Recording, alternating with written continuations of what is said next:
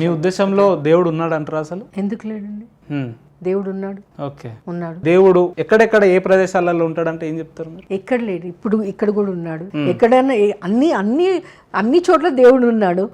అప్పుడు మీరు ఏదైనా తీసుకోండి, అన్నిట్లో ఈ రోజు ప్రూవ్ కూడా అయింది దేవుడు ఉన్నాడని. దేవుడు ప్రతి చోట ఉంటారంటారు, అంతేనా మీరు? ప్రతి చోట. అయితే మ్యామ్, నేను ఒక ఉస్మాన్ యూనివర్సిటీలో ఒక పిహెచ్డి చదువుతున్న ఒక స్కాలర్ని అడిగితే ఆయన ఒక మాట అన్నాడు. ఏమన్నాడు అంటే, దేవుడు అనేవాడు ప్రతి చోట గనక ఉంటే నా భార్య స్నానం చేసే ప్రదేశంలో ఉండొద్దని నేను దేవునికి చెప్తా, లేదా నా బిడ్డ స్నానం చేసే ప్రదేశంలో ఉండొద్దని నేను చెప్తా, వ్యక్తిగత విషయాలలో దేవుడు చూడొద్దని చెప్తా అని చెప్పి మాట్లాడుతున్నాడు. మరి దీనికి మీ సమాధానం? ఆయన మూర్ఖత్వం అది, ఆ మాట్లాడే వాళ్ళ మూర్ఖత్వం. కానీ దేవుడు ఎక్కడ లేడండి, దేవుడు ప్రతి చోట ఉన్నాడు. మనం పీల్చే గాలి మనం చూడలేము, అలాగే దేవుడు కనిపించే వాళ్ళకి కనిపిస్తాడు, కనిపించని వాళ్ళకి నమ్మిన వాళ్ళకి కనిపిస్తాడు, అంతే. నమ్మని వాళ్ళకి కనిపించాడు. మూర్ఖులే ఇలాంటివి నమ్ముతారు. ఎవరు మూర్ఖులు? నాస్తికులా లేదంటే దేవుళ్ళు ఉన్న వాళ్ళని చెప్పే హిందువులా? అంటే నాస్తికులండి. దేవుడు ఉన్నాడు, ఎందుకు లేడు? దేవుడు ఉన్నాడు, ప్రతి చోట దేవుడు ఉన్నాడు. మీరు ఇందా చెప్తున్నట్టు నేను అజిటేషన్లో తెలంగాణ ఉద్యమంలో మేము క్రియాశీలకంగా ఉన్నాం, మేము పాల్గొన్నామని చెప్పారు కదా. ఎందుకు మరి ఇతర పార్టీలు ఆ టైంలో టీఆర్ఎస్ కూడా చాలా యాక్టివ్గా ఉంది, లేదంటే కోదండరాం జనసమితి కానీ ఇలా చాలా పార్టీలు ఉన్నాయి కదా, ఎందుకు మీరు పర్టికులర్గా బీజేపీని ఎంచుకున్నారు ఆ సందర్భాలలో? ఉంటే నాకు చాలా రాజకీయ పార్టీలు ఆహ్వానించాయి, రమ్మన్నాయి, ఆఫర్స్ వచ్చాయా? వచ్చాయి. కానీ నాకు రాజకీయాలు అంటే పెద్ద ఇంట్రెస్ట్ లేకుండే. నేను ఒక సోషల్ యాక్టివిస్ట్ని. సో ఎప్పుడు ఉమెన్ వెల్ఫేర్, ఉమెన్ ఎంపవర్మెంట్ ఇవే చేస్తూ ఉండేదాన్ని. సో ఆ టైంలో నాకు మోదీ గారు అప్పుడే కొత్తగా అంటే ఫోకస్ అవుతూ ఉన్నారు. అండ్ నేను ఆయనను చూసి కొంచెం ఇన్స్పైర్ అయ్యాను బాగా. ఇంకోటి మీకు ఇందాక చెప్పినట్టుగా భారతీయ జనతా పార్టీలో మహిళలకి చాలా గౌరవం ఉంటుంది, వేరే పార్టీలో అది ఉండదు అని ఒక దీన్ని నమ్మి నేను బీజేపీలో జాయిన్ అవ్వడం జరిగింది. అప్పుడు వెంకయ్య నాయుడు గారు నన్ను ఆహ్వానించారు బీజేపీలో జాయిన్ కమ్మని. సో నేను అలా. యాక్టివిస్ట్ అంటే ఇప్పటివరకు ఏ రకమైన కార్యక్రమాలు మీరు గతంలో చేసిన సందర్భాలు ఉన్నాయంటే? అంటే నేను ఎప్పుడు ఉమెన్ ఎంపవర్మెంట్ అంటే ప్రతి మహిళ తన కాళ్ళపై తను నిల్చోవాలి, సంపాదించుకోవాలి, ఫైనాన్షియల్ ఇండిపెండెన్స్ ఉండాలి అనేది ఒక కాన్సెప్ట్. అట్లాగే నేను ఎక్కువ పనిచేసింది ఈ గర్ల్ చైల్డ్ టాయిలెట్స్ గురించి ఎక్కువ నా లైఫ్లో. చాలామంది ఒక స్టడీ కూడా చేసాం మేము. చాలామంది స్కూల్స్ గర్ల్స్ ఎందుకు వెళ్ళట్లేదంటే అక్కడ టాయిలెట్స్ సరిగా లేకపోవడం వల్ల చాలామంది గర్ల్స్ స్కూల్ వెళ్ళడం మానేశారు. సో ఆ సబ్జెక్ట్ మీద బాగా వర్కౌట్ చేసి ఒక ఎన్జిఓతో మేము ఈ తెలంగాణలో వేరియస్ డిస్ట్రిక్ట్స్లో చాలా స్కూల్స్లో టాయిలెట్స్ కట్టించాము గర్ల్స్కి. అదొకటి చేసాము.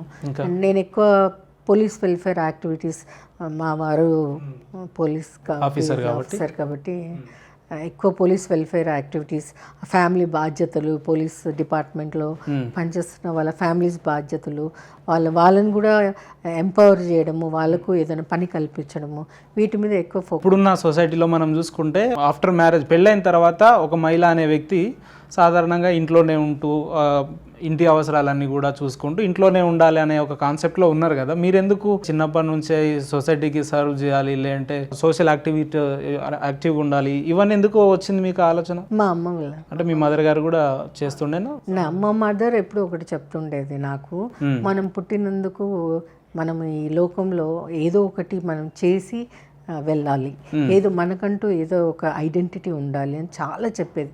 అండ్ చాలా బ్రాడ్ థింకింగ్ ఆవిడేది కూడా.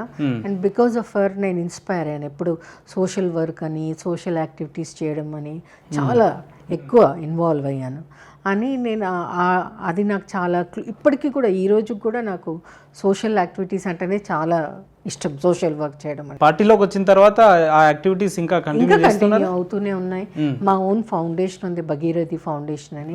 ఆ ఫౌండేషన్ కింద చాలా స్కూల్స్ని ఉమెన్ గర్ల్స్ ఎడ్యుకేషన్ని, ఇప్పుడు మా ఆర్ఎస్ఎస్ది కూడా ఒక స్కూల్ ఉంది, అక్కడ గర్ల్స్ ఎడ్యుకేషన్ కానివ్వండి, ఇవన్నీ మేము మా సొసైటీ ద్వారా చూసుకుంటున్నాం. ఆర్ఎస్ఎస్కి బీజేపీకి ఏంటి సంబంధం అంటే ఏం చెప్తారు? ఒక తండ్రికి కొడుకుకున్న ఉన్న సంబంధం? ఉమ్, ఆర్ఎస్ఎస్కి బీజేపీకి అంతే. బీజేపీ ఆర్ఎస్ఎస్ భావజాలపైనే బీజేపీ నడుస్తుంది. అంతే. అది ఇతర మతస్థులకు కొంచెం ఇబ్బందికరంగా ఉండే అంశాలన్నీ కూడా ఆర్ఎస్ఎస్ లో ఉంటాయి కాబట్టి బీజేపీ పార్టీ అనేది అందరినీ కలుపుకొని వెళ్లే పరిస్థితులు ఉండవని చెప్తుంటారు కదా. ఈ రోజు మీరు చూడండి, బీజేపీ అందరినీ కలుపుకొని వెళ్తుంది. ఉమ్. ఇప్పుడు ఎవరిని మేము వదలలేదు. ఎందుకు మేము తెలంగాణలో ఉన్న బీజేపీ నాయకులంతా కూడా ఏ సభలు సమావేశాల మీద మాట్లాడినా ముస్లింలను, ప్రధానంగా ముస్లింలను టార్గెట్ చేస్తూనే ఎందుకు మాట్లాడుతుంటారు అంటే? ముస్లింలను టార్గెట్ చేసి ఎప్పుడు మాట్లాడారండి?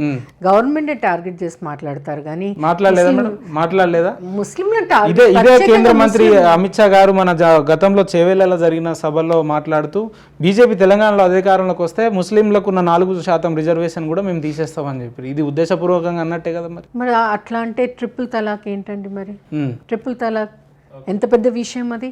ఆడవాళ్ళకి ఎంత పెద్ద వరం అది? ఎవరు చేసిండ్రు ట్రిపుల్ తలాక్? నరేంద్ర మోదీ గారే కదా. మరి మరి మీరు ఎలా అంటారు ముస్లింలను మేము టార్గెట్ చేస్తున్నామని? ఈ రోజు ట్రిపుల్ తలాక్ వల్ల ఎంతమంది ఫ్యామిలీస్, ఎంతమంది ముస్లిం ఉమెన్ బెనిఫిట్ అయ్యారు, ఎంతమంది ఒక హ్యాపీ లైఫ్ బ్రతుకుతున్నారంటే అది కేవలం నరేంద్ర మోదీ గారి వల్ల, మేము ప్రవేశపెట్టిన ట్రిపుల్ తలాక్ వల్ల. అంతే. పాకిస్తాన్లో ఉన్న టెర్రరిస్టులకు కావచ్చు, నేరస్తులకు కావచ్చు, మన హైదరాబాద్ చార్మినార్ పాత బస్తీలో ఉన్న నాయకులే సపోర్ట్ చేసి వాళ్ళకు తిండి పెట్టి పోషిస్తున్నారని మీరు ప్రతిసారి మీ నాయకులు మాట్లాడతారు కదా. మరి అటువంటిప్పుడు కేంద్రంలో ఉన్నది బీజేపీనే కదా, వాళ్ళ మీద ఎందుకు విచారణ జరిపిస్తలేరంటే? ఎందుకు జరిపిస్తలేదండి? విచారణ జరిపిస్తున్నాము, యాక్షన్ తీసుకుంటున్నాము, అన్ని జరుగుతూ ఉన్నాయి. ముస్లింలు దేశద్రోహులని మీరు ప్రతి సమావేశాల్లో చెప్తూనే ఉంటారు. మరి ఆ దేశద్రోహులను గుర్తించి ఎందుకు శిక్షించేలా చేస్తలేదు బీజేపీ అంటే? సమయం రావాలి. ఓకే, ఇంకెంత సమయం? 100 తప్పుల తర్వాతనే కదా శిశుపాలుని సంహరించాడు కృష్ణుడు. సో వీళ్ళ 100 తప్పులు ఇంకా రావాలి కదా, అవుతూనే జరుగుతుంది, ఆ పని కూడా జరుగుతుంది.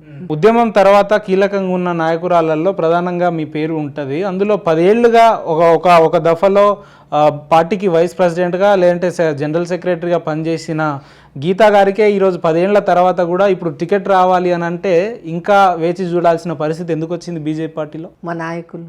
ఓకే, మళ్ళీ నేను చెప్తున్నాను, నాయకులు అంటే మోదీ గారు కాదు, నాయకులు అంటే ఇక్కడ నాయకులు. ఎవరా నాయకులు? కొంతమంది పేర్లు చెప్పగలుగుతారా?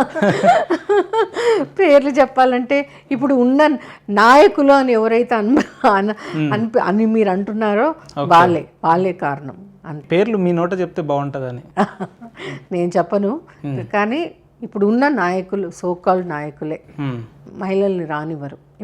మీరు ఇప్పుడు కాదు, ఇంకో 10 సంవత్సరాల తర్వాత కూడా మహిళలకి ఇదే. ప్రజల్లో ఉన్న ఒక అపోహ ఏంటంటే నిన్నటి వరకు పార్టీ నాశనం కోసం పనిచేసిన నాయకులు అపోజిషన్లో ఉండి బీజేపీ పార్టీ నాశనం కోసం పనిచేసిన నాయకులు ఈరోజు పార్టీలోకి వస్తే అటువంటి వ్యక్తులకు టికెట్లు ఇస్తున్నప్పుడు మీలాంటి వ్యక్తులు ధర్మాన్ని నమ్ముకొని 10 ఏళ్లుగా 15 ఏళ్లుగా పార్టీలో ఉండి సేవలు చేస్తున్న వారికి మిమ్మల్ని ఎందుకు ప్రయారిటీ ఇస్తలేరు? వాళ్ళని మొదటి స్థానంలో ఎందుకు పెడుతున్నారు అంటే దీనికి పార్టీ, నేషనల్ పార్టీ ఆలోచన ఏంటంటే మేము ఇంటి సభ్యులం లాంటి వాళ్ళం.